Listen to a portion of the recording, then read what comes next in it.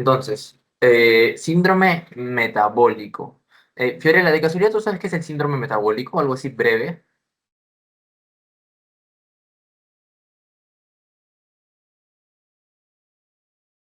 ¿Sabes su definición o no? Si no lo sabes, lo explico, normal. Entonces, el síndrome ¿Sí metabólico. me escuchas? Ah, sí, sí, recién se te escucha. Ah, ya. El síndrome metabólico más que nada es el aumento de sufrir diabetes, ¿no? Que te puede causar enfermedades cardíacas y otros tipos de enfermedades de salud. Sí, exacto. Todo lo que has dicho forma parte del síndrome metabólico, porque en realidad se le llama así, pero ¿qué significa esto? Son varios desórdenes o también anormalidades que finalmente, pues, en conjunto van a dar un factor de riesgo para que se pueda desarrollar la diabetes o una enfermedad cardiovascular. Y como siempre pongo una imagen al principio, ¿no? Que acá la podemos ver, ¿no? Que es básicamente lo que es el síndrome metabólico, que haya triglicéridos, colesterol, hipertensión, la diabetes y finalmente la presión arterial alta. Y la obesidad. Hay otros patrones de la misma manera, valores que finalmente podemos medir dicho síndrome metabólico.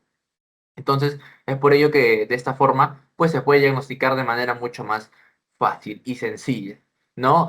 Tiene varias definiciones que vamos a ir viendo a lo largo de la clase, ¿no? Que finalmente, pues, nos va a dar esto. Tenemos primero el índice.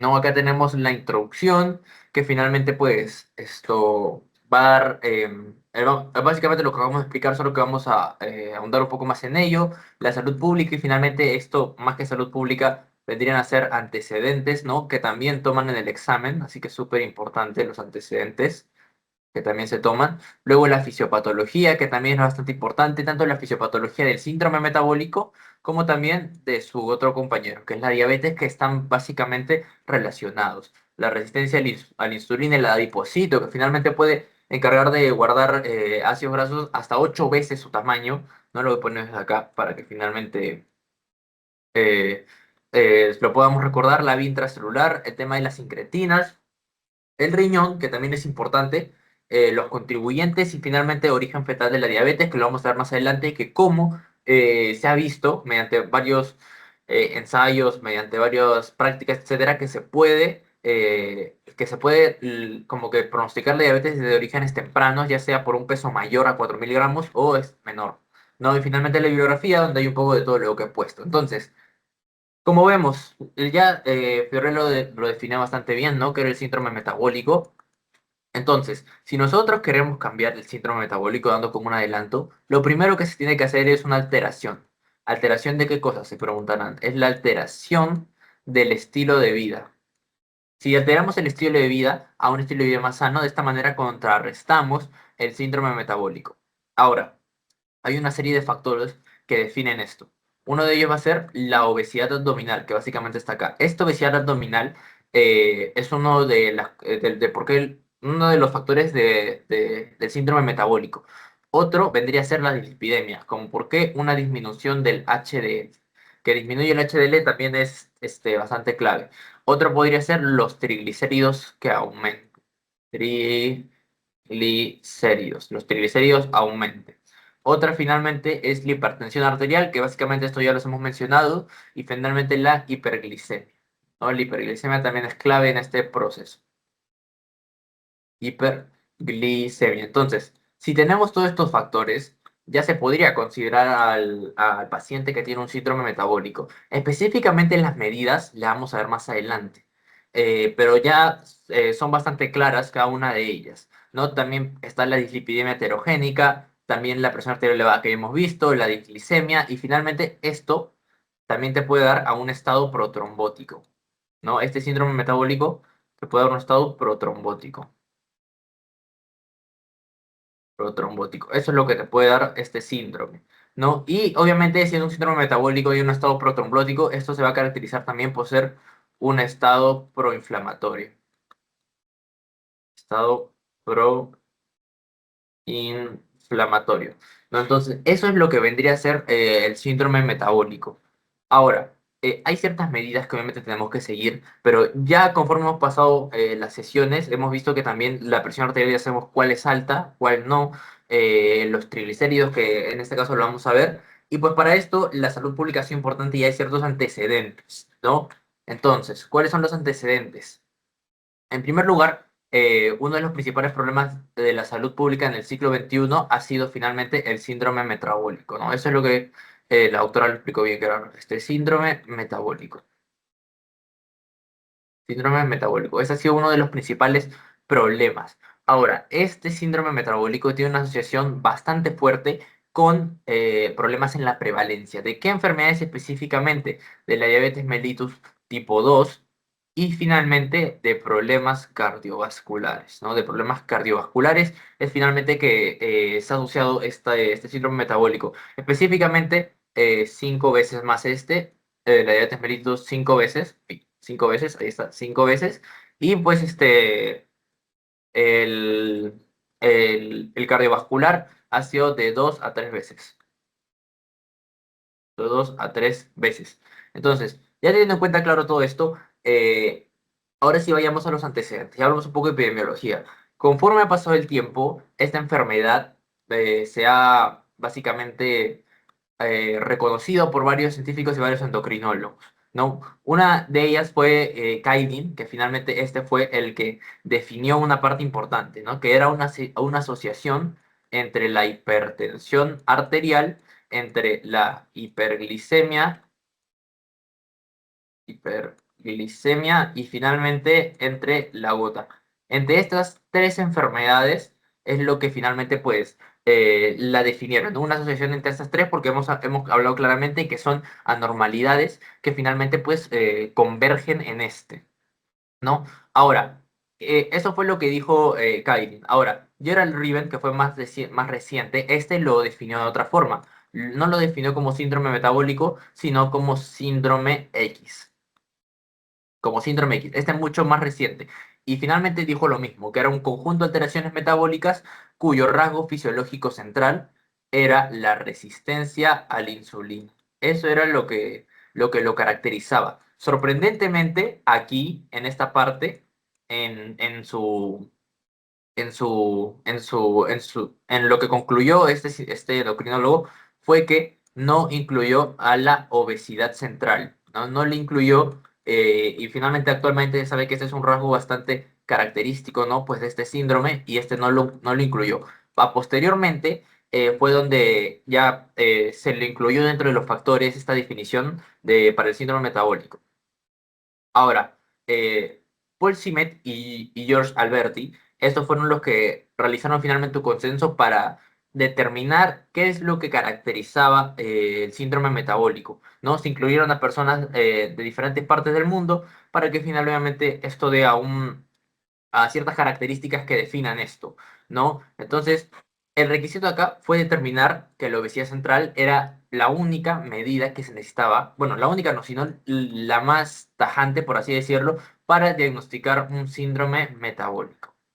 Eso fue lo que se caracterizó, ¿no? Entonces, para diagnosticar un síndrome metabólico, más allá de las comorbilidades, tenemos que darnos cuenta en todo esto de acá, en todo esto, todo lo que está aquí, todo esto. Entonces, finalmente la simple determinación de la obesidad central ya es un rasgo, ¿no? Entonces, finalmente se dieron todo esto de parte de la Federación de la Diabetes, que se dio que era imprescindible la obesidad central y también había ciertos criterios que debían haber. En primer lugar, para el hombre tendría que haber una obesidad central mayor a 90 centímetros y para la mujer 80 centímetros. Esto se mide con una cinta métrica y finalmente pues se tiene la medida.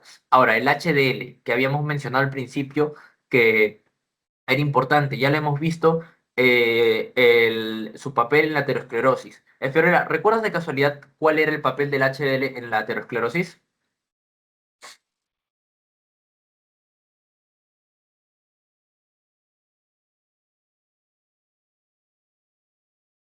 ¿Lo recuerdas?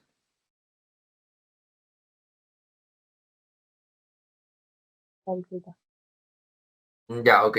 No, no es algo tan complejo, o sea, se aprende rápido. El HDL básicamente lo que tenía que hacer lo voy a dibujar acá, era recoger al LDL. Entonces recogía el LDL, que finalmente era la grasa que, o el colesterol, mejor dicho, con más definición, el colesterol que se depositaba en el espacio subendotelial. Entonces el HDL era el que recogía este LDL y pues finalmente no se formaban ateromas, ¿no? Esto cambiaba cuando el LDL se oxidaba, pues ahora el HDL no lo reconocía. Entonces, aquí un factor es que el HDL esté en la baja, que disminuya menos de 40 al 50%. ¿Qué más tenemos?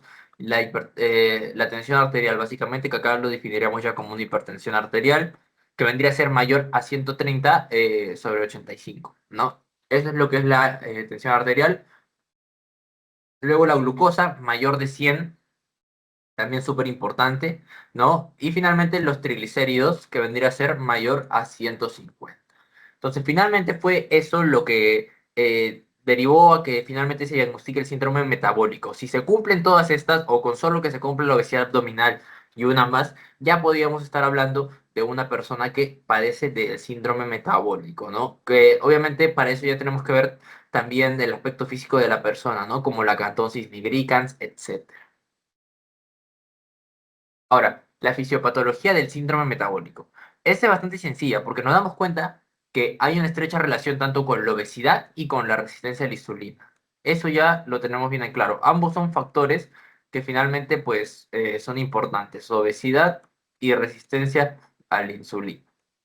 Entonces, si ya tenemos eso, pues finalmente se planteó que la obesidad era el más importante, ¿no? Eso también lo tenemos en claro. Entonces, si ya tenemos eso, finalmente hay otras anormalidades que van a suceder acá, ¿no? La adiponectina, que es la que finalmente se va a encontrar disminuida. La adiponectina disminuye, ¿no? Entonces, si disminuye la adiponectina y sumado a que el HDL está bajo, los triglicéridos están altos, los triglicéridos están altos y se eleva la apolipoproteína B, apolipoproteína B, más la presencia de las partículas pequeñas que ya habíamos hablado al principio de las placas ateromas que iba a ser el LDL, nuestro principal componente. Entonces, ahumado a ello, todo esto va a formar al estado, a un estado que finalmente sea un estado aterotrombótico, ¿no? Que ya lo habíamos visto un poco en la anterior lámina, habíamos aterotrombótico, habíamos como que juzgado por ese tema, ¿no?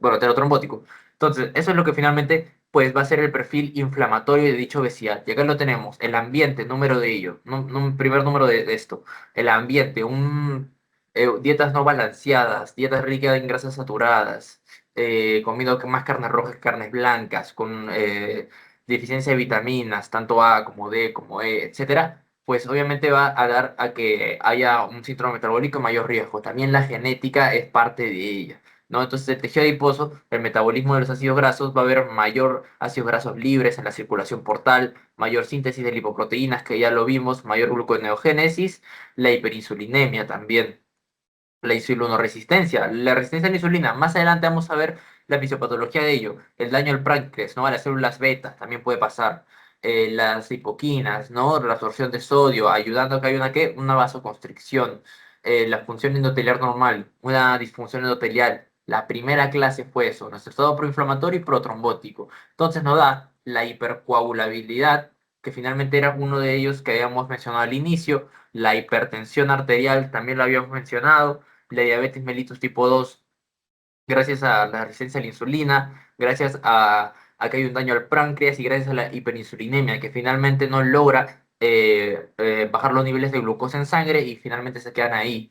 Y las dislipidemias, ¿no? Que era un HDL bajo y un LDL alto. Todo eso, ya lo hemos visto, contribuye al síndrome metabólico, que básicamente es un estado proinflamatorio, de inflamación, ¿no? Ya sabiendo qué es el síndrome metabólico, ahora sí podemos pasar a hablar sobre la diabetes tipo 2, ¿no? Que este sí es causante de este y era el segundo más importante, antes de la obesidad, ¿no? De la obesidad central. Entonces, esta va a estar relacionada con dos factores.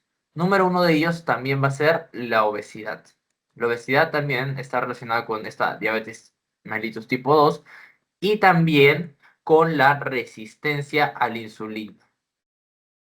Resistencia a la insulina. Esto básicamente va a pasar porque finalmente hay un deterioro de la célula beta, que básicamente es la fisiopatología. Entonces, para vencer a la resistencia a la insulina, la célula beta va a incrementar su masa celular y va a producir insulina, mucha insulina. La insulina va a subir, va a subir, va a subir porque finalmente quiere contrarrestar la hiperglucemia, ¿no? La glucosa que está bastante alta. Entonces, eh, va a subir hasta que finalmente logra compensar y va a mantener los niveles de glicemia normal, de manera normal. Glicemia va a estar de manera normal. Nuestra glicemia va a estar normal. Entonces, cuando la glicemia esté normal, finalmente esto va a ser por un momento, nada más. Conforme vaya pasando el tiempo, es donde esta actividad compensatoria de la insulina, manteniendo la glicemia normal, va a perder la capacidad de hacer esto finalmente, ¿no? Entonces, como ya hubo esto, el desencadenante va a ser que haya un déficit de insulina. Si hay un déficit de insulina, ¿qué es lo que vamos a tener? Vamos a tener la hiperglicemia. Va a haber mayor hiperglicemia. Ahora, esta hiperglicemia se va a caracterizar por dos formas eh, que son bastante curiosas. Fiorella, ¿tú consideras que la hiperglicemia, cuándo va a aparecer primero?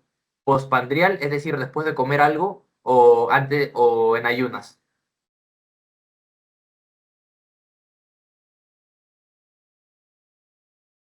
Acordémonos que los alimentos no dan glucosa. Que perdón, no te escuché bien.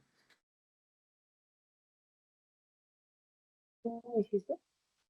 Si es que, no te había escuchado bien, te pregunté si es que la hiperglicemia iba a aparecer primero en ayunas o después de comer.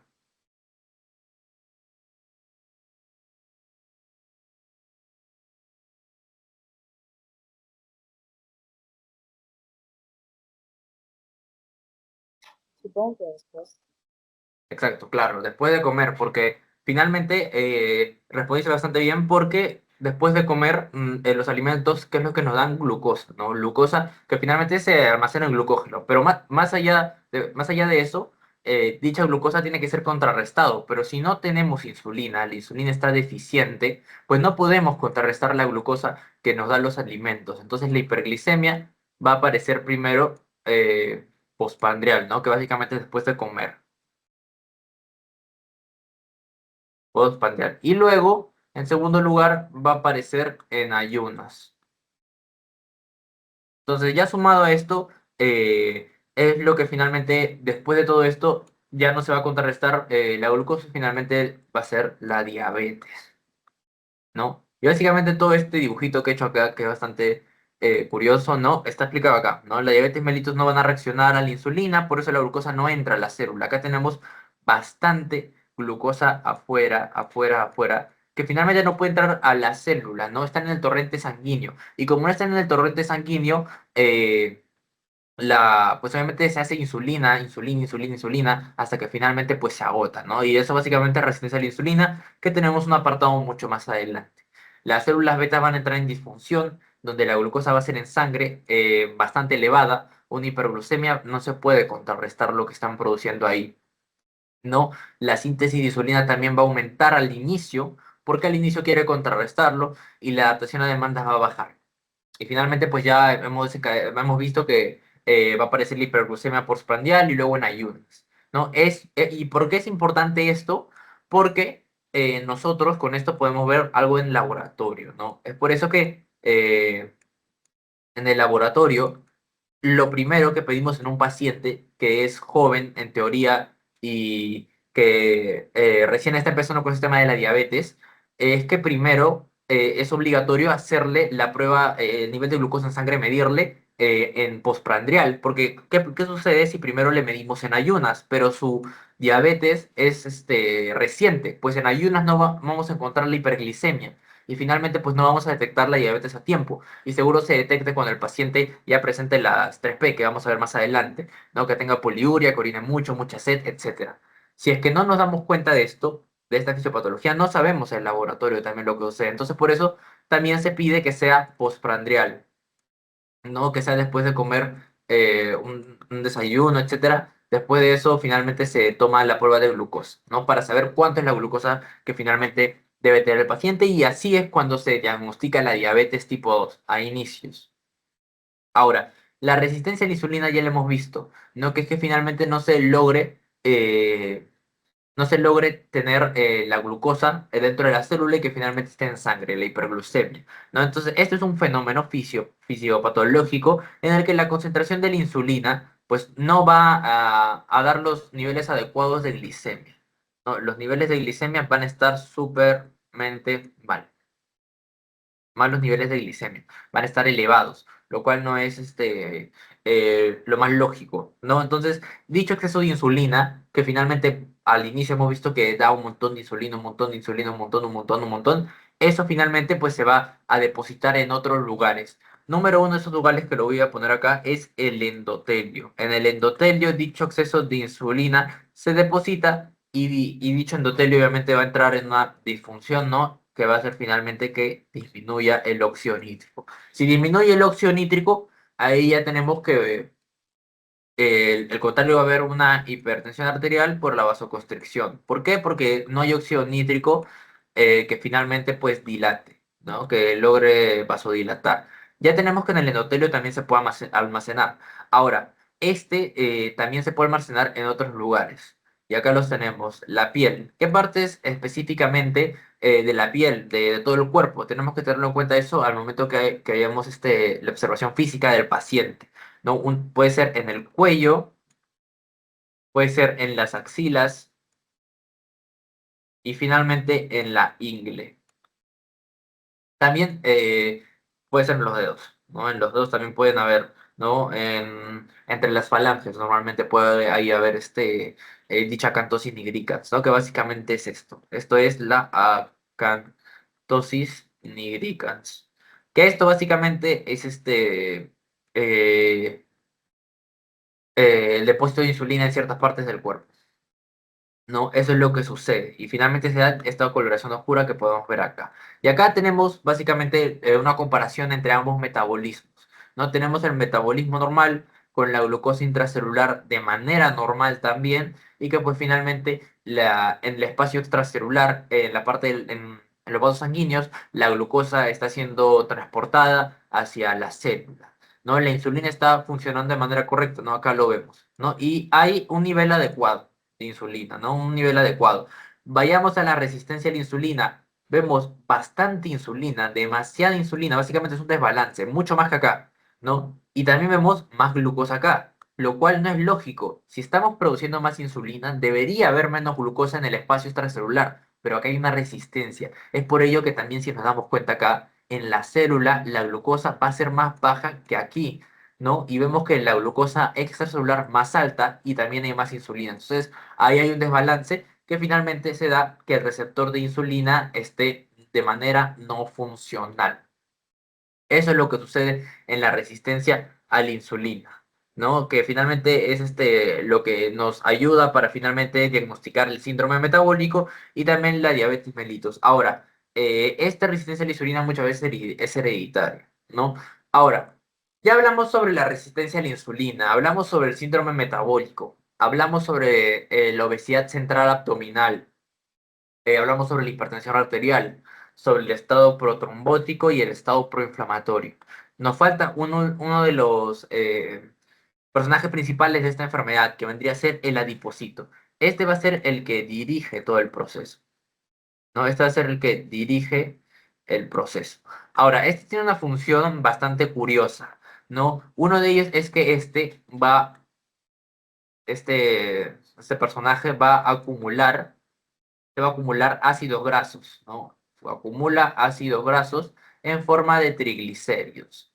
Ahora, sabemos, esta es su función fisiológica, esto es lo que pasa si está de manera normal. Supongamos que nuestra persona coma una dieta rica en grasas saturadas,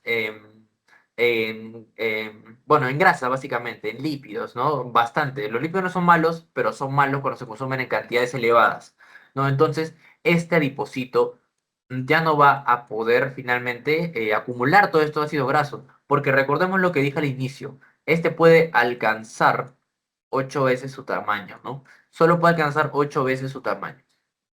Entonces, si finalmente, como ya no puede alcanzar más tamaño, ya no puede acumular los ácidos grasos que finalmente nosotros estamos consumiendo con demasiada frecuencia, entonces ya no lo puede acumular más. Entonces, esto va a generar una migración, ¿no? Esto genera la migración de nuestros personajes principales que lo teníamos acá. Genera una migración de ácidos grasos a otros órganos. Y aquí justo están los otros órganos, ¿no? Tenemos al músculo, tenemos al hígado, a los vasos sanguíneos, ¿no? Y ahí es como se da pues también el aterosclerosis, ¿no? Que finalmente se taponen las arterias, ¿no? Y también puede ir hacia los receptores de la insulina, receptores de insulina. Ahí también puede ir nuestros adipocitos, ¿no? Finalmente va a haber una alteración en la función, ¿no? Va a haber también el estado proinflamatorio, las adipoquinas proinflamatorias y finalmente nos da la diabetes mellitus tipo 2, una enfermedad cardiovascular, nos puede dar un infarto de miocardio, etcétera. ¿No? Acá tenemos el tejido adiposo, de las células adiposas blancas, que finalmente ya no pueden acumular su tamaño debido a las grasas que consumimos todos los días. Y es por ello que obviamente se dice, pues, ¿no? Que comer grasas no está mal porque la necesitamos. El colesterol se necesita para la membrana celular, también se necesita para la síntesis de hormonas. Pero si se consume demasiado, esa función fisiológica pasa a ser patológica, ¿no? Ahora, tengamos mucho más ojo en el músculo esquelético, ¿no? Este va a ser el principal órgano. Este va a ser el principal órgano y es el blanco, obviamente, de la insulina. Acá se va a depositar hasta el 80% de la glucosa restante, es decir, la que esté circulando gracias a la insulina, ¿no? Finalmente, la presencia de ácidos grasos van a bloquear las señales de insulina y se va a dar esto, ¿no? La resistencia a la insulina, que ya hemos visto que es el que el receptor no esté funcional. Entonces va a generar también resistencia a la insulina en nuestro músculo esquelético. Eso es lo que sucede básicamente con nuestro adipocito, ¿no? Ahora, tenemos una vía celular bastante interesante, ¿no? Vemos la insulina, ¿no? La unión a la insulina con su receptor de insulina va a fosforilar un sustrato, ¿no? Dicho sustrato va a ser el receptor de la insulina tipo 1, que es básicamente el de acá, ¿no? Entonces, esta fosforilación ocurre que finalmente pues, nos va a dar tiroxina activando al PI3K, ¿no? Entonces, activa esto y finalmente se da la translocación del GLUT4, ¿no? Lo vemos acá, que se da la translocación del GLUT4, finalmente haciendo lo efectivo, ¿no? Esto es lo normal. Ahora acá va a ser diferente, ¿no? Cuando llegan los ácidos grasos, se va a activar el diacilglicerol.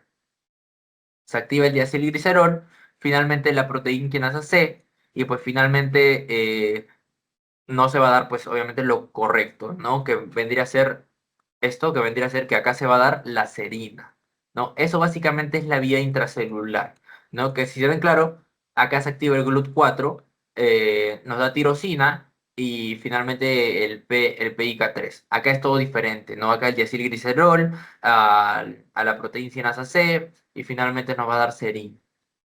Esto de acá es lo que sucede si finalmente entran en los ácidos grasos, que finalmente daría en la resistencia a la insulina de la que tanto hemos hablado. Ahora, la destrucción de la célula beta también va a poder ser posible, pero esto es un poco más relativo, pues no. Acá en dicha destrucción, en la mayoría se va a asociar con una predisposición genética, que eso lo vimos bastante claro en la parte de fisiología, en la parte práctica, ¿no? Donde nos tomamos la glucosa en sangre, etcétera. Entonces, ¿qué nos dice esto? Que no todos los individuos con resistencia a la insulina van a llegar a tener finalmente diabetes, ¿no? Diabetes. No todos van a desarrollar diabetes. Entonces, dicho daño a la célula beta, ¿en qué se va a asociar? A que finalmente haya un estrés oxidativo y dicho estrés oxidativo porque finalmente estamos causando también dislipidemias y sumado a otros factores a la destrucción de las células beta. Entonces, si esto está claro, básicamente ya entendemos todo, ¿no? En teoría, ¿qué es lo que sucede acá? Se fosforila el sustrato con el receptor de insulina tipo 1, ¿no? ¿Qué es este? Esta fosforilación finalmente va a ocurrir en los aminoácidos tirosina, se activa la pi3K. Dicha pi3K va a activar ¿qué cosa? La translocación del GLUT4 que lo tenemos acá, y eso es lo que sucede, ¿no? Acá es diferente. En los ácidos grasos es bastante más. Acá tenemos los ácidos grasos, diacilglicerol, luego proteína sinasa C, finalmente va a dar a la serina, ¿no? Eso va a ser literalmente lo mismo. ¿En dónde? En los receptores de insulina tipo 1. Eso es lo que sucede acá y esa es básicamente la diferencia, ¿no? Ahora, nuestras incretinas. Las incretinas es un blanco para los fármacos. Aparte de ello, las incretinas tienen un labor bastante curioso y por esa misma razón, en teoría es como un aliado que nos va a servir de ayuda contra la diabetes, ¿no? Es por eso que los fármacos básicamente se encargan en potenciar su acción o inhibir su degradación, para finalmente contrarrestar la diabetes. Entonces, estos, ¿quién lo produce? Las incretinas. Hay varios órganos. Número uno de ellos, nuestro órgano importante metabólicamente hablando, el páncreas. Luego tenemos también al hígado, ¿no? El hígado, etcétera. ¿No? Entonces, más allá de estos órganos, van a haber otros más importantes, ¿no? Vamos a hablar específicamente de una, ¿no? El ilion y el colon van a ser los encargados finalmente pues de dar y de sintetizar la GLP-1. ¿Por medio de qué células?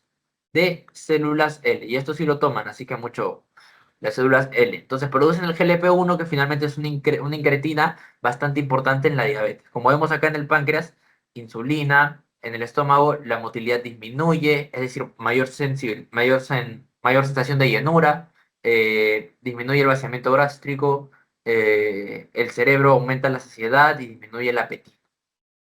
Eso básicamente es lo que sucede. Es por eso que es una hormona tan buena, ¿no? Entonces, el daño de las células beta básicamente condiciona el deterioro del efecto de la incretina. Nuestra incretina va a tener un deterioro mucho mayor. Si tenemos un deterioro de esta hormona que básicamente nos ayudaba en el tema de la diabetes, posiblemente se va a potenciar dicho efecto y dicha patología, ¿no? Entonces, los fármacos, ¿qué es lo que tienen que hacer? Aumentar las concentraciones de GLP-1 y de esta manera se podría también disminuir su metabolización, no su destrucción, en otras palabras. Entonces, aquí básicamente tenemos, por ejemplo, glucosa, el intestino activa la GLP-1. Finalmente, esta de aquí, el DPP-4, es el que se encarga de inactivarla. La inactiva y nuestra GLP-1 ya no va a poder cumplir con la función que queríamos, ¿no? Con la función que tanto eh,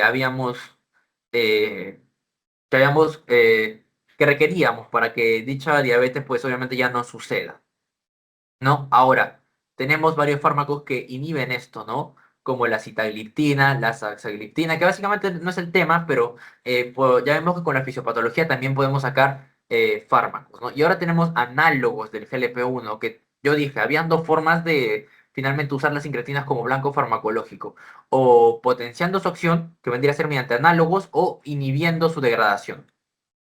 Acá tenemos los análogos de GLP-1, exenatida y liraglutida, ¿no? Estos son importantes. Si usamos esto, activamos y hacemos que la GLP-1 esté mucho más activa, básicamente aumentando la saciedad, disminuyendo el apetito, el vaciamiento gástrico disminuye, tenemos un control glicémico, menos porcentaje de lípidos, mayor insulina y menos glucagón, ¿no? Finalmente eso es lo que sucede y de esta manera evitamos que hay un deterioro, ¿no? Un deterioro del GLP-1 que finalmente no existe y que todo esto que nos beneficia, pues se destruye, ¿no? Entonces, por eso es que suceden y por eso es importante las incretinas, ¿no? Ahora, aquí, antes de ello, el riñón. El riñón es un órgano también bastante importante. Acá hay dos personajes principales. En realidad es uno que es un transportador, no un transportador bastante importante. En primer lugar, el riñón es un órgano gluconeogénico, no gluconeogénico. En condiciones de ayuno prolongado, obviamente se va a encargar de hacer la gluconeogénesis. Gluconeogénico. Entonces, eso es lo que usé en ayunos prolongados. Ahora. ¿Qué es lo que sucede con nuestro transportador? Acá hay un transportador bastante importante que ya lo deben conocer, el CLGLT2. Este es un transportador que finalmente lo que va a hacer es absorber la glucosa, ¿no? Acá lo tenemos, glucosa y sodio. No, es por ello que también se ha comprobado, hay algunos artículos que comprueban que la inhibición de este transportador también ayuda en la hipertensión arterial, ¿no? Pero su principal labor acá lo tenemos es para la diabetes. ¿Por qué? Porque está absorbiendo glucosa. Vamos, ya tenemos que la glucosa en sangre está haciendo bastante. Si absorbemos más glucosa, finalmente pues vamos a aumentar la glucosa en sangre y eso es lo que básicamente no queremos. Fiorella, tengo la última pregunta sobre esto. Eh, Tú, sabiendo que este CGLT2 absorbe la glucosa, ¿tú lo inhibes o lo potencias? ¿Qué es lo que haces? ¿Cuál de los dos? ¿Inhibes o potencias?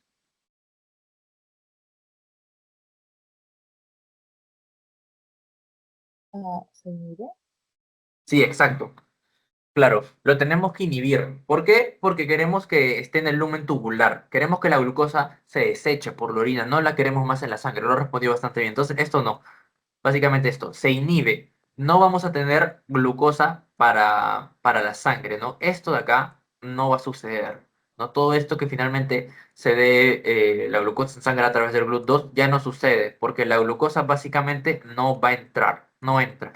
Y es por eso que el riñón también es un órgano que finalmente nos permite liberar glucosa por la orina, ¿no? Para regular, ¿qué cosa es lo que queremos regular acá? La hiperglicemia. Es lo que básicamente principalmente queremos. La hiperglicemia es lo que queremos regular. Ya no use esto, vamos a disminuir un poco ello. Sumado a esto, a estos fármacos, ¿no? Y finalmente a esto, como la exenatía, la liraglutida, etcétera, ya estaríamos de esta manera contrarrestando la diabetes. Otro tema podría ser la metformina, que también es mucho más importante porque ayuda a bajar de peso, pero eso es tema de farmacología. Acá ya vemos cómo lo podemos asociar. Ahora, estos son básicamente el resumen de todo que son los contribuyentes, ¿no? Que esta diapositiva la dejó la doctora bastante importante. El efecto de la incretina disminuye. Para esto ya tenemos la exenatida, ¿no? Ahí yo metiendo un poco de fármaco, ¿no? La secreción de insulina por el páncreas también disminuye, ¿no? Ahí podemos usar inyecciones de insulina, ¿no? Desde el tema de farmacología. Inyección de insulina. Adicción de insulina. Hay disfunción de los de neurotransmisores que finalmente inhiben la sensación de saciedad, ¿no? La sensación de saciedad es la que baja. También puede existir.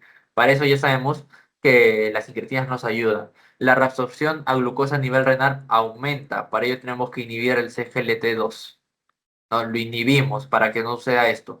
La secreción de glucagón por las células pancreáticas. Acá también entra la exenatida, porque uno de los labores importantes de las incretinas, ¿qué cosa era? Era disminuir la secreción de glucagón y aumentar la secreción de insulina. La producción hepática de glucosa aumenta. Va a haber la recaptura de glucosa por el músculo baja. ¿No? Y finalmente la lipólisis sube.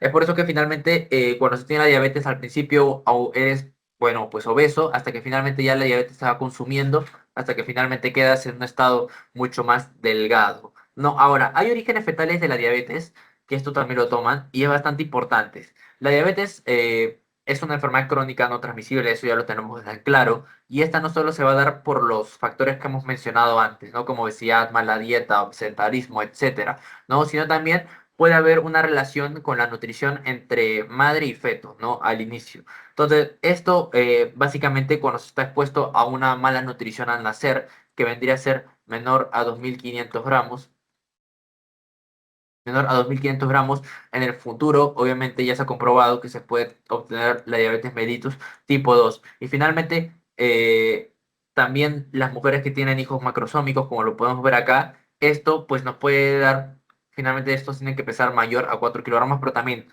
similar al otro caso, puede dar diabetes mellitus tipo 2, ¿no? También con colesterol alto, etcétera. Entonces, eso es lo que sucede acá. ¿No? Básicamente esto ya se ha comprobado y básicamente la diabetes se debe a las enfermedades crónicas no transmisibles y tenemos en cuenta, claro, que esto es un problema actualmente que afecta de manera importante a nuestro país, ¿no? Es por eso que debemos saber la fisiopatología. Ahora, este es básicamente, uy, Ya, básicamente es la bibliografía, ¿no? El Guyton, que siempre les digo que es el libro base. También tenemos la fisiopatología de la diabetes mellitus 2, más allá de la resistencia a la insulina, donde podemos ver también el papel de los adipocitos, la etiología de la resistencia a la insulina, básicamente las causas, ¿no? Que ya le hemos visto. Y finalmente, el síndrome de resistencia a la insulina, el estudio y el manejo. ¿No? Que ya le he mencionado que el principal factor es la dieta, mucho ojo con eso, y los estilos de vida. Eso básicamente es lo que nos puede llegar a tener un sistema mucho más armónico, por decirlo de otras palabras. Finalmente eso sería todo. Por esta parte de la clase continuaremos con hipotiroidismo, hipertiroidismo. Voy a dar 5 minutos finalmente yo para también descansar un poco mi voz. O sea, tengo la grabación. Entonces, comencemos con tiroides y paratiroides, que finalmente vamos a hablar sobre hipertiroidismo, hipotiroidismo, hiperparatiroidismo e hipoparatiroidismo, ¿no? Básicamente esta clase es más sencilla que la anterior, espero demorar menos. No. Ahora, acá tenemos una imagen, como siempre pongo una imagen y la pongo a explicar, ¿no? Entonces tenemos que la glándula paratiroides, aquí. Fiorella, una pregunta, ¿sabes cuántas glándulas paratiroides tiene normalmente una persona?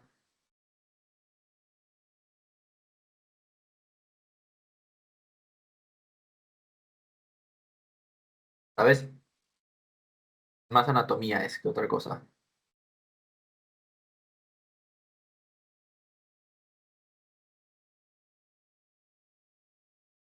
Bueno, en total tenemos cuatro, ¿no? Cuatro para tiroides. Acá tenemos una, dos, tres, cuatro. Normalmente se tiene cuatro, hay personas que tienen cinco, etcétera. Eso varía mucho, ¿no? Ahora, lo importante es más un tema anatómico. Ahora tenemos nuestra glándula para tiroides, nuestra para hormona, ¿no? ¿Esta qué va a hacer?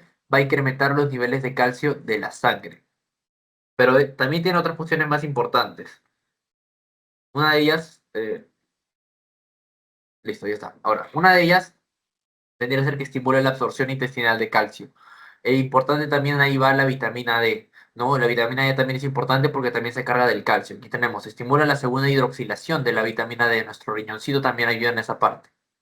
Estimula la resorción ósea, súper importante la paratormona, e incrementa la reabsorción de calcio en los riñones. Ahora, esta paratormona tiene que estar en correcto equilibrio. Si tenemos un nivel elevado, pues nos va a dar algunas complicaciones que vamos a ver más adelante. ¿No? Ahora, acá tenemos básicamente esta parte, ¿no? Tenemos la enfermedad tiroidea autoinmune, que eso lo vamos a ver más importante. Lo primero, que básicamente son estos, ¿no? Graves y Hashimoto, ¿no? Luego tenemos el hipoparatiroidismo aquí, ¿no? Que básicamente es lo que explico al inicio, la paratormona, el hiperparatiroidismo y finalmente el hipoparatiroidismo. Ahora, aquí tenemos la enfermedad tiroidea autoinmune. Entonces, ¿esto qué es? Es la más común, la enfermedad tiroidea autoinmune. Ojo, la tiroides es diferente a la paratiroides. Entonces, aquí estamos hablando de la tiroides. Esta es la más común de todas. Entonces, la enfermedad tiroidea es la enfermedad autoinmune más común de todas. ¿No? Esta se va a presentar entre los 30 a 50 añitos. Eso es básicamente esta parte como una introducción. Ahora, este es un trastorno que finalmente se van a implicar varios aspectos, no tanto el tema genético como el tema ambiental. El tema ambiental también se destaca, etcétera. No, entonces la prevalencia, como es un tema genético y también ambiental, va a aumentar con la edad. ¿No? La mayoría de esos trastornos finalmente son autoinmunes y lo que van a hacer básicamente se definen dos cosas, o potencian la enfermedad de la tiroides o la disminuyen, ¿no? Su secreción. No, ahora, existen varias formas clínicas de trastornos autoinmunes. Acá finalmente nosotros vamos a hablar sobre estos dos, Graves y Hashimoto, ¿no? Que estos básicamente son los más comunes, ¿no? Acá tenemos por ejemplo, acá tenemos una persona con la enfermedad de Graves, ¿no? En la que los globos oculares pues están sobresalidos, se presenta el bocio también, ¿no? Y acá finalmente los síntomas de la tiroiditis de Hashimoto. Acá qué cosa tenemos, el aumento de peso, la fatiga, pérdida de cabello, la ansiedad, nivel cerebral, piel seca, súper importante, y la infertilidad. Ahora, ya teniendo en cuenta esto, tenemos que ver una parte importante, ¿no? Sobre tanto la enfermedad de Graves y finalmente la de Hashimoto, ¿no? Fiorella, ¿La enfermedad de Graves estimula la secreción de la glándula tiroides o no?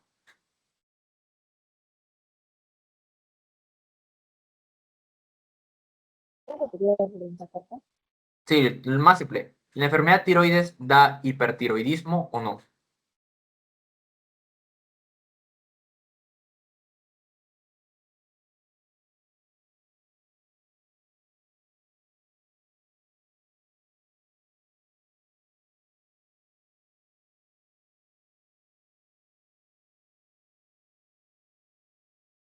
Entonces, pues, si no lo sabes, es bastante sencillo, ¿no? Pero para que nunca te olvides. A ver, ¿dónde está? Aquí está. Pasemos a la siguiente diapositiva. Aquí tenemos la de Graves. Esta es la de Graves, no la de Graves. Acá es bastante importante tener en cuenta varias cosas, ¿no? La de Graves va a ser un tipo de hipertiroidismo. Para que no te olvides nunca. Hipertiroidismo. Hipertiroidismo. Acuérdate primero, por ejemplo, empieza con G, la de Graves, entonces está ganando la glándula tiroides. Si está ganando la glándula tiroides, básicamente va a dar un hipertiroidismo. Algo así te lo puedes recordar, ¿no? Entonces, este va a ser un hipertiroidismo. Ahora, esto es importante saber cómo sucede, ¿no? Básicamente es algo más inmunológico, ¿no? Va a haber una activación en TCD4, ¿no? El TCD4 el linfocito TCD4 va a reclutar células B autorreactivas, ¿no? Por el tema ya de inmunología de células B autorreactivas. Finalmente, esto va a ocasionar una respuesta estimulante hacia nuestra glándula tiroides, ¿no? Estimulante, ¿no? Estimulante. Hay una respuesta estimulante y finalmente esto se va a dar a través de los anticuerpos tiroideos, ¿no? Como vemos acá. Finalmente, ¿qué va a haber? Mayor T3 y T4, que básicamente es lo que secreta la glándula tiroides, ¿no? Eso es lo que va a suceder acá. Ahora, en la tiroiditis de Hashimoto es similar, pero acá es un poco más raro, porque la tiroiditis de Hashimoto, si el hipertiroidismo, acá va a ser un hipotiroidismo. Hipotiroidismo. Esta es más distinta. La hipotiroidismo, acá primero vamos a reclutar linfocitos TCD4 similar, linfocitos B y linfocitos TCD8. Acá van a haber anticuerpos, ¿no? Van a inducir a la apoptosis de nuestra glándula tiroides, ¿no? Citotoxicidad, apoptosis, y van a haber también anticuerpos contra su receptor, anticuerpos contra el transportador de yodo, que recordemos que para sintetizar estas hormonas también tenemos que tener yodo, súper importante. Eso es parte más de fisiología. Y finalmente va a dar a la inflamación y al hipotiroidismo. Entonces, nos queda claro que estas son enfermedades autoinmunes, ¿no? Ahora, el hipotiroidismo, ya tenemos en cuenta una parte importante, que en el hipotiroidismo, ya sea el tiroides Hashimoto, ¿cuál va a ser el blanco? Acá, esta es nuestra glándula tiroides. Nuestra glándula tiroides. Nuestra glándula tiroides, ¿qué va a dar? Apoptosis. Si hay apoptosis, no hay apoptosis. Si hay apoptosis, ¿qué es lo que va a suceder acá? Menor T3 y T4. Ya tenemos eso en cuenta. En la tiroiditis de Hashimoto, el anticuerpo será inhibidor. Entonces, si tenemos un anticuerpo inhibidor, este anticuerpo inhibidor tiene que inhibir al estimulante, a lo que estimule a que la tiroides finalmente secrete más T3. Entonces, el anticuerpo específicamente va a inhibir al TSH, al TSH, ¿no? Que este básicamente, como lo está inhibiendo, ya no va a haber una producción adecuada de la tiroides, ¿no? Acá lo tenemos, anticuerpo contra receptor de TSH. Sucede eso, más aumentado a la apoptosis por el linfocito TCD8 que da su citotoxicidad, ya tenemos finalmente pues esto, ¿no? Esto que era bastante importante. Antes de pasar a esto tengo que aumentar varios datos importantes, ¿no? Tenemos al anticuerpo estimulante de la tiroides, ¿no? Anticuerpo estimulante de la tiroides. Entonces, este va a ser el autoantígeno principal de la enfermedad de Graves, ¿no? Que básicamente este va a ser el TSH-R, que ya lo tenemos abajo, ¿no? Que básicamente lo hemos explicado, pero acá está un poquito más, como que vamos a ahondar un poco más en ello. Este de aquí, importante, va a estar en la parte basal de las células foliculares,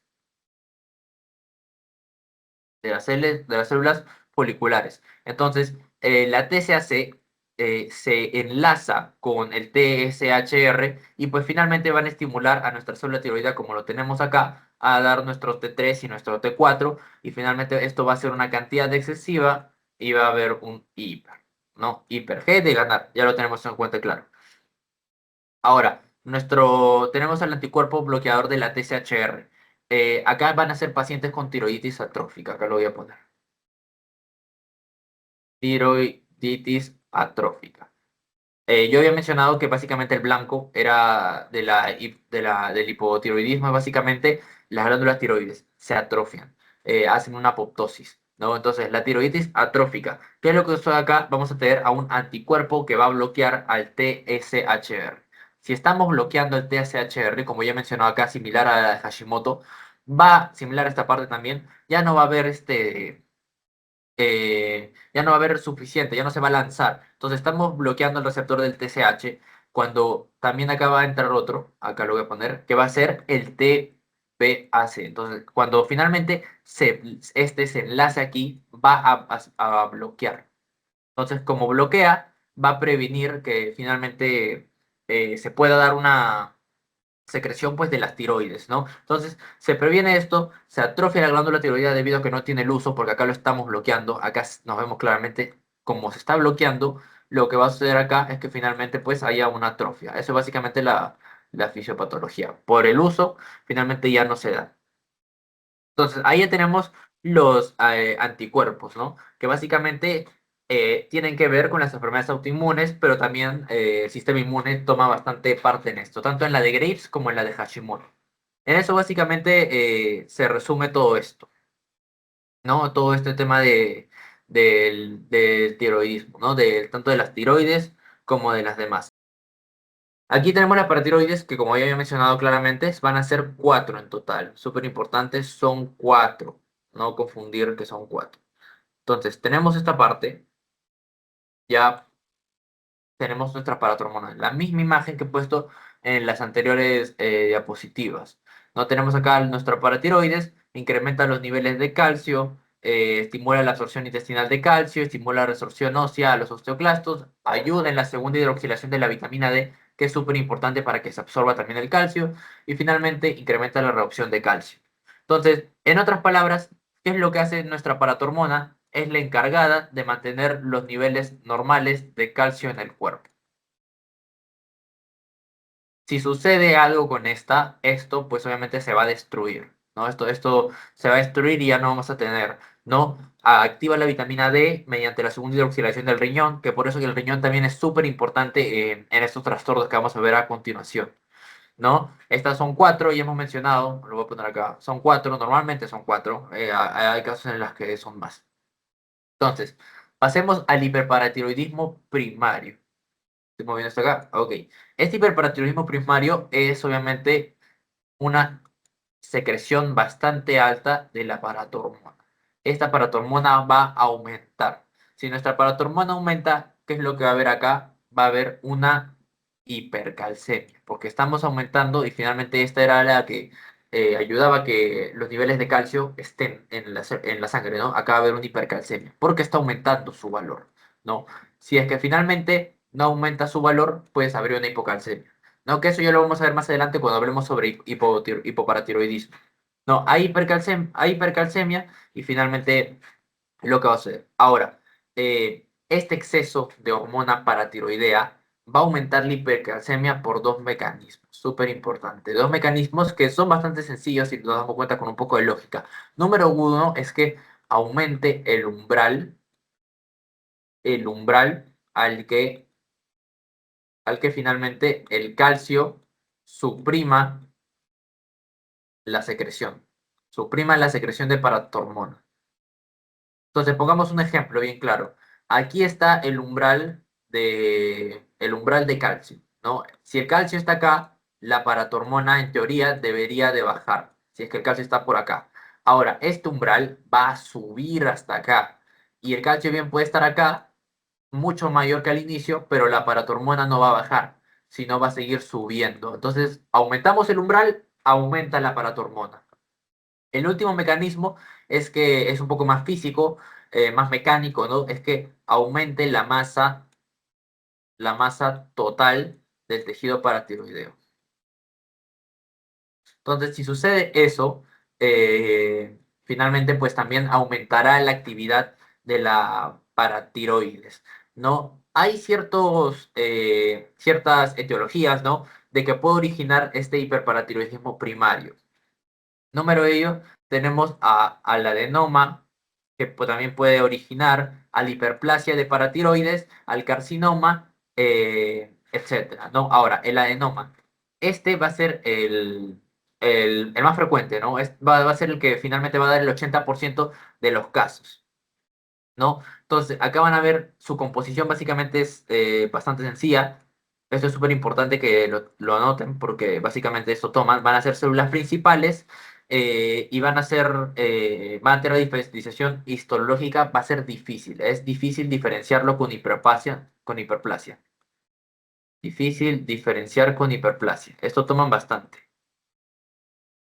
Entonces, como es difícil de diferenciarlo de la hiperplasia en el tema de la histológica, acá debe haber una investigación en las demás glándulas, ¿no?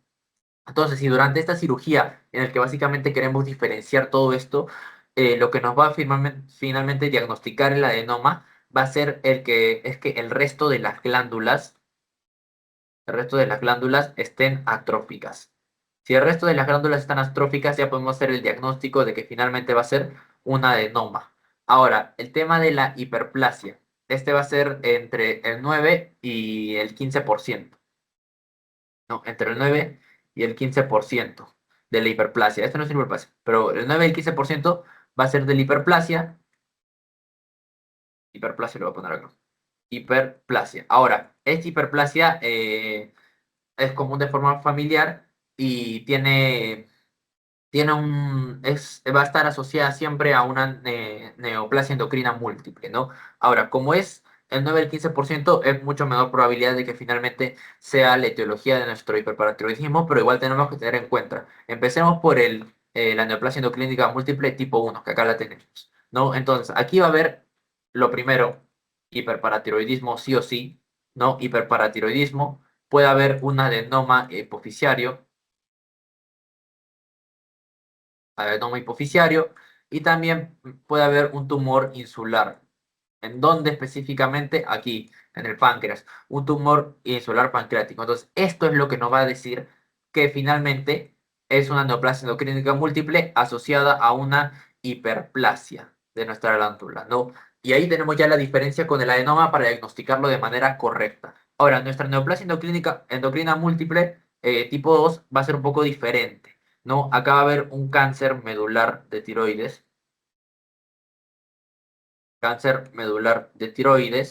También acá, ¿qué más va a haber? Un feocromocitoma y finalmente la hiperplasia de la glándula tiroides. Hiperplasia de la glándula tiroides, ¿no? Acá lo tenemos, la hiperplasia de la glándula tiroides, etcétera. Entonces, si tenemos esto, también ya podemos asociarlo a una neoplasia endocrínica múltiple tipo 2. Ahora, pasemos a lo menor. Ahora sí, esto es más raro verlo, inclusive. El carcinoma. Este es un carcinoma, básicamente. Este es un carcinoma. Este ya es el 1 al 4% de los casos. Básicamente se debe sospechar cuando vamos a detectar una masa palpable. Acá importa más el examen físico. La masa palpable, va a ver. Acá lo vemos, ¿no? Bien grande la masa palpable. Entonces, ya vemos la masa palpable, vamos a tener la hipercalcemia característica de nuestro hiperparatiroidismo y finalmente, pues, esto ya es más complicado, ¿no? Si es un carcinoma es algo más maligno que puede hacer metástasis y finalmente acabar con la vida del paciente. Ahora, tenemos nuestra segunda causa que vendría a ser esto un quiste paratiroideo. Acá lo vemos bien claro, ¿no? El quiste paratiroideo. Ahora, esto es mucho más raro, ¿no? Esto es más raro que de lo que todo lo hemos hablado. Lo más normal es que hay un adenoma. Y eso preguntan, ojo, adenoma primero, segundo hiperplasia y a tercero carcinoma. Lo voy diciendo porque eso preguntan en el examen. Entonces, el quiste paratiroideo es raro. Acá hay una forma finalmente, pues, de ver si es un quiste paratiroideo o si es un quiste en la tiroides, ¿no? Acá mediante una aguja mediante la función de la aguja, ¿no? Acá vamos a ver que va a ser un líquido claro, si es que finalmente es la paratiroides, ¿no? Para otros no lo voy a poner, pero ya se entiende que es paratiroides. Y va a ser un líquido de otro color si es la tiroides, ¿no? En teoría va a ser un líquido amarillo debido a todo el yodo, etcétera, todo eso, si es la tiroides. Entonces, de esta manera podemos detectar con una aguja si nuestro quiste paratiroideo cuál es, ¿no? Ahora, súper importante, la fisiopatología del hiperparatiroidismo primario, ¿no? Acá va a haber la hipersecreción, vamos a secretar bastante, ya sea por qué, por el umbral, porque aumente nuestro umbral de supresión, de suprimir, o finalmente por el aumento de la masa. Aumenta masa, aumenta umbral de supresión, vamos a tener bastante secreción. Va a seguir trabajando. Provoca hipercalcemia. Esta hipercalcemia va a ser de forma sintomática o asintomática, depende, ¿no? Depende finalmente de esto. ¿No? Entonces, nuestro hiperparatiroidismo van a tener manifestaciones óseas. Es uno de la clínica, ¿no? Del paciente. Acá lo tenemos. Manifestaciones óseas. Esto depende del género, ¿no? Esto depende bastante del género. Esto de acá de las manifestaciones óseas, ¿en dónde va a ser? En mujeres. Esto se va a ver más en mujeres y el tema, finalmente, pues de la litiasis renal, que son estas piedritas en el riñón va a ser más de los hombres, del género masculino. Y también pues esto, ¿no? El, la úlcera, ¿no? Acá, ¿qué tenemos? Un calcio iónico bajo. ¿Debido a qué? A que aumentó el umbral de calcio. Entonces la glándula paratiroides finalmente en el túbulo renal va a estimular la reabsorción de calcio para tener más calcio en el hueso, reabsorción de fosfato, etcétera, estimula la liberación de calcio del hueso para que finalmente pues haya un nivel adecuado de calcio porque aumentó el umbral. A pesar de que tengamos un calcio de nivel correcto, el umbral ha aumentado y el paratiroides está pensando que existe menos, ¿no? Estimula las células osteoblásticas, estimula la reabsorción ósea, finalmente da un aumento de calcio sérico. Ahora, acá dice que hay una inhibición de la secreción de la paratormona. Esto sería si no tendríamos nuestro hiperparatiroidismo, ¿no? Pero como no sucede, esto se bloquea y finalmente el aparatiroides va a seguir trabajando, trabajando, trabajando. ¿No? Por este lado tampoco va a existir la inhibición de la síntesis, ¿no? Porque finalmente acá estamos hablando de una patología mucho más grave, ¿no? También, ¿qué puede haber acá? Puede haber otras manifestaciones. Uy, aquí está. También puede haber manifestaciones oculares en el tema de los ojos. No puede haber calcificaciones corneales debido a todo el calcio finalmente que tenemos en el sistema. Calcificación corneal. Eso es lo que sucede también. Y finalmente también puede haber una queratopatía en banda. Queratopatía en banda. Que lo voy a poner así, banda. Listo, ya tenemos a nuestro hiperparatiroidismo, ¿no? Que básicamente está la hipercalcemia, etcétera, ¿no? Súper importante. Ahora, nuestro hiperparatiroidismo secundario. Este ya es un poco más distinto, ¿no? Acá que es lo más frecuente que haya una insuficiencia renal crónica. Entonces, habíamos mencionado que la vitamina D era importante y si nuestro riñón no está funcionando bien, también acá que puede haber una deficiencia de vitamina D, súper importante. Ahora, en ese también puede haber un pseudo hipoparatiroidismo, ¿no? Que esto ya lo más aparte, ¿no? Que lo vamos a tocar más adelante, pero gracias a un pseudo hipoparatiroidismo también puede haber un hiperparatiroidismo, ¿no? Que básicamente el pseudo hipoparatiroidismo es que los receptores de la paratormona no funcionan. Pero vamos a dejar de lado eso, ¿no? Porque finalmente vamos a enfocarnos más sobre las principales causas, ¿no? Entonces, los cambios en las células paratiroideas van a ser bastante notables, ¿no? Como hay un hiperparatiroidismo, aquí lo que va a haber es una hiperplasia difusa. Hiperplasia difusa. Entonces, la hiperplasia difusa, esta puede ser reversible y finalmente se puede controlar con tratamiento, ¿no? Acá lo vemos, ¿no? Acá vemos mayor cantidad de células, ¿se dan cuenta? Mayor cantidad de células y acá hay pocas, eso es hiperplasia, ¿no? Y también, ya mucho más difícil de controlar, puede haber una hiperplasia medular.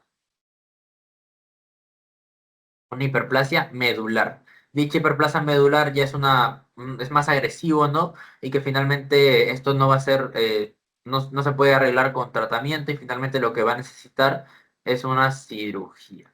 Entonces, eso es lo que sucede. Ahora, ya tenemos en cuenta la etiología, pasemos a algo más específico, que es la insuficiencia renal crónica y cómo afecta a tener un hiperparatiroidismo secundario, que justo acá lo tenemos. Entonces, un aumento de la paratormona va a provocar la resorción ósea excesiva. Acá lo tenemos, una resorción ósea excesiva que finalmente nos va a dar esto, un hueso que no va a estar con adecuado calcio, ¿no? Porque finalmente lo estamos sacando de acá, la resolución. ¿Esto qué significa? Que va a haber una mala, a ver, aquí está, mala mineralización. Eso es lo que sucede acá, mineralización. Porque finalmente estamos sacando todo el calcio. Y ahora, va a haber una falla renal, ¿no? La falla renal. A ver, yo le hago una pregunta.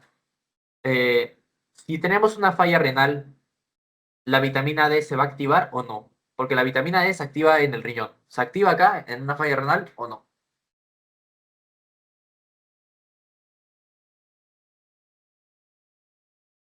¿Me voy a repetirlo, por favor? Sí. A ver, la vitamina D se activa en el riñón. Si tenemos una falla renal, ¿se activará o no?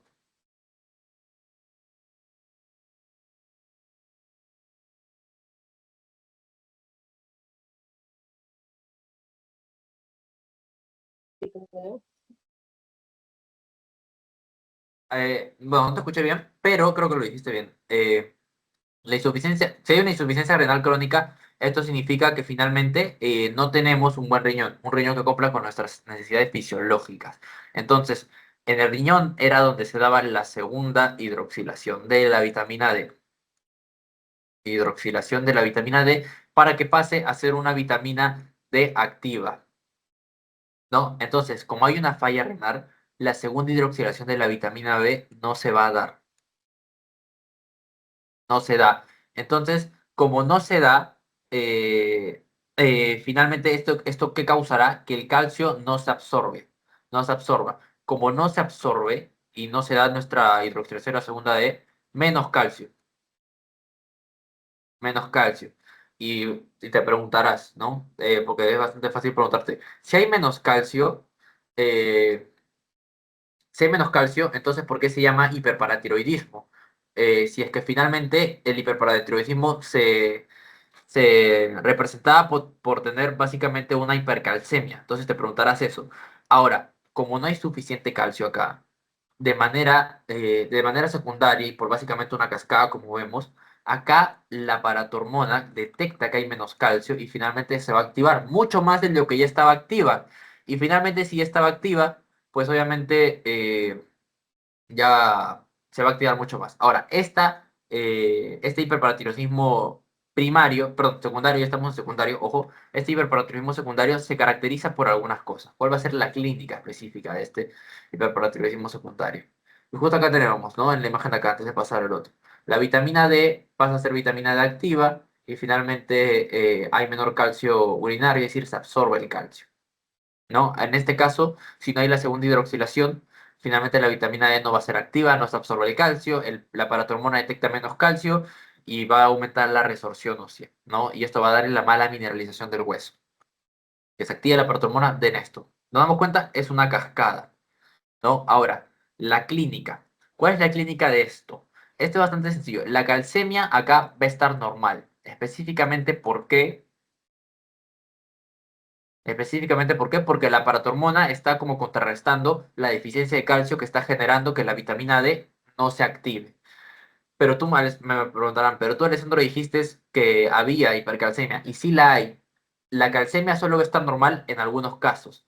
Va a haber hipercalcemia en casos graves. Esto es súper importante tenerlo en cuenta, ¿no? Para que finalmente se acuerden. Porque les pueden preguntar, caso grave de hiperparatiroidismo secundario. ¿Hay hipercalcemia? Sí, en casos graves. Perdón, esto no, hipercalcemia en casos graves va a haber. Sí va a haber en casos graves. Ahora, va a haber hiperfosfatemia. Hiperfosfatemia. También, ¿qué más va a haber? La fosfatasa alcalina va a estar elevada.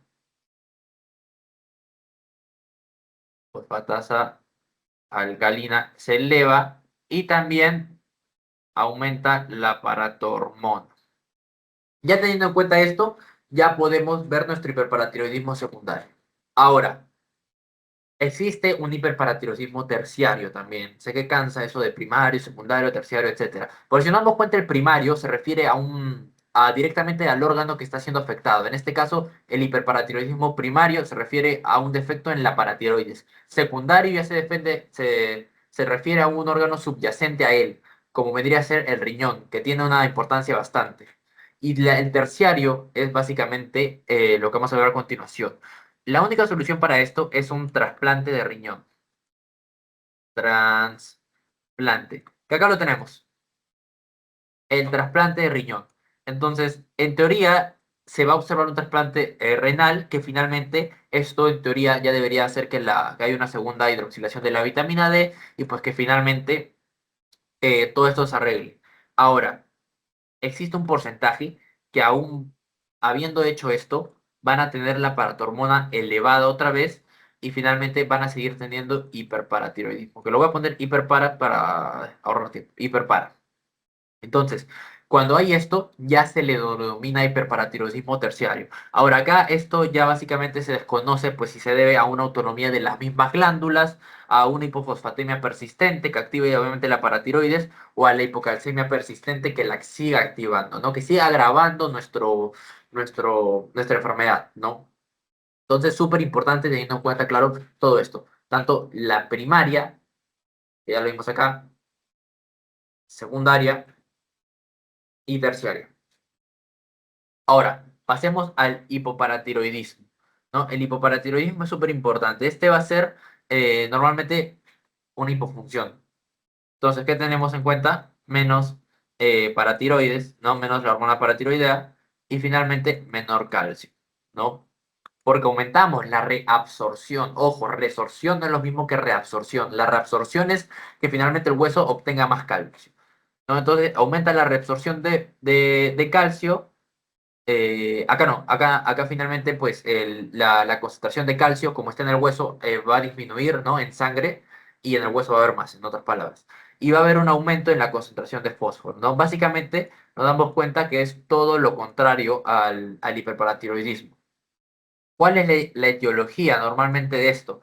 Es bastante sencilla, ahorita se van a dar cuenta.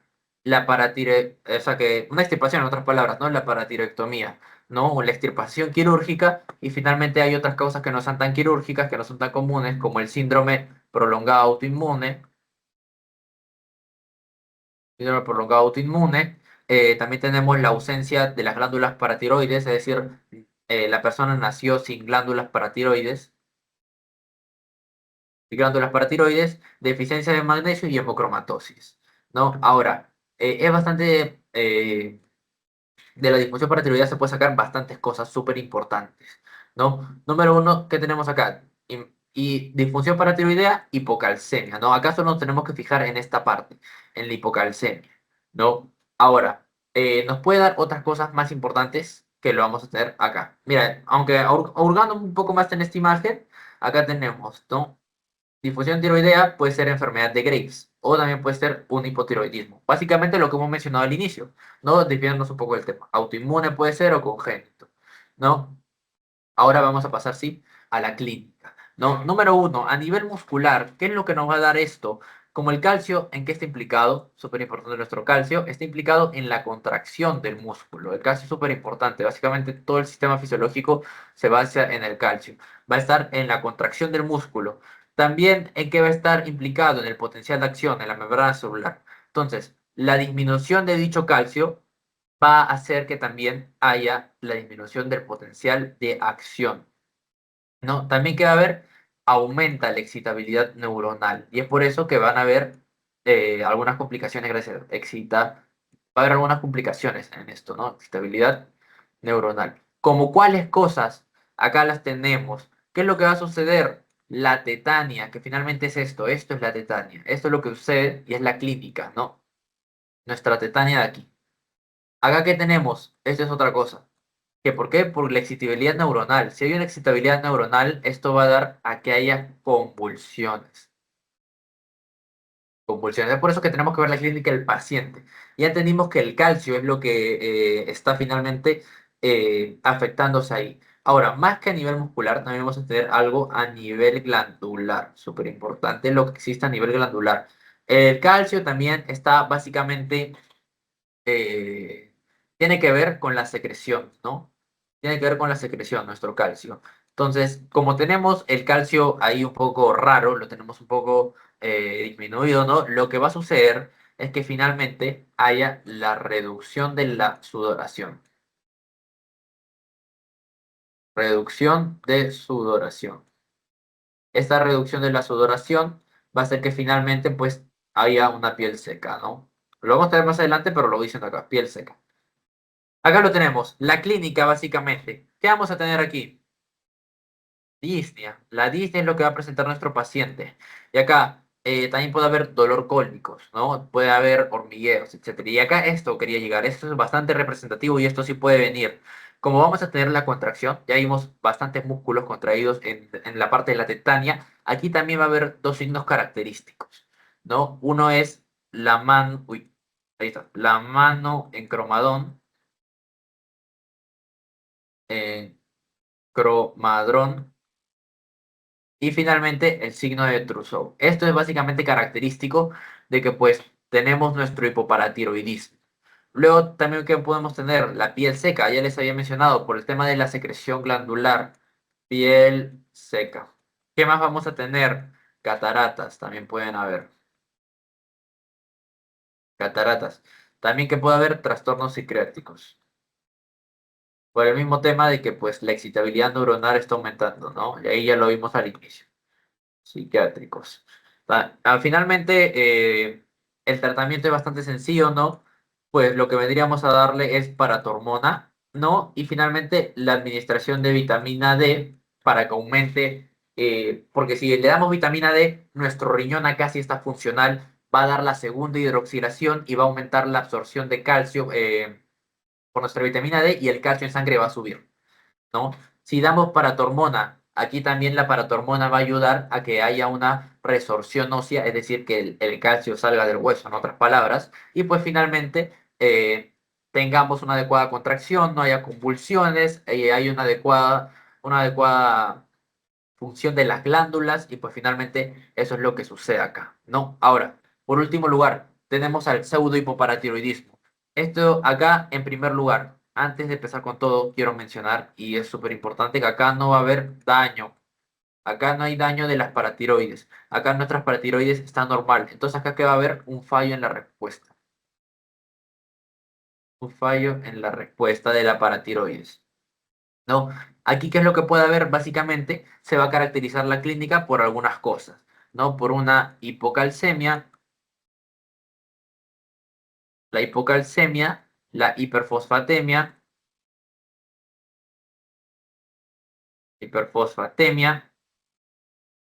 también qué más, y finalmente el deterioro del desarrollo esquelético, como podemos ver acá, ¿no? Entonces, ¿cuál es la clínica?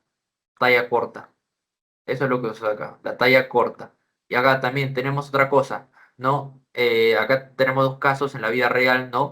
Tenemos aquí la talla corta de este pequeñín, ¿no? Tenemos la talla corta, aparte de ello tenemos la cara ancha, la cara también va a ser ancha, cara ancha. Y pues finalmente acá lo tenemos, acá vemos esta mano súper importante, vemos la radiografía también, inclusive del pie también. Esto significa que los metacarpianos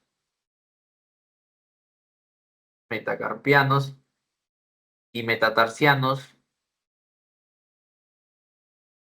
van a ser cortos. Ambos van a ser cortos debido al hipoparatiroidismo, ¿no? Entonces, eso es ya lo que tenemos. Ahora, hay otro que ya es un poco más raro, ¿no? Que es el pseudo hipoparatiroidismo, ¿no? Que ese es un poco más, este es súper corto. Pseudo hipopara, lo voy a poner acá. Hipopara. Este pseudo hipopara, pues finalmente van a haber los mismos trastornos, pero acá la alteración del calcio no se va a dar. El calcio acá no se va a alterar. A ver, una alteración de calcio. Entonces, finalmente eso es todo sobre la clase del día de hoy, ¿no? Acá con eso terminamos, ¿no? Con la bibliografía. Acá tenemos el Guyton, el libro base que debemos usar, hipotiroidismo, ¿no? Que lo hemos tocado, ¿no? Cómo aumenta con Hashimoto, etcétera. Y finalmente el hipoparatiroidismo. Entonces, eso sería todo por el día de hoy. Voy a parar la grabación. Para que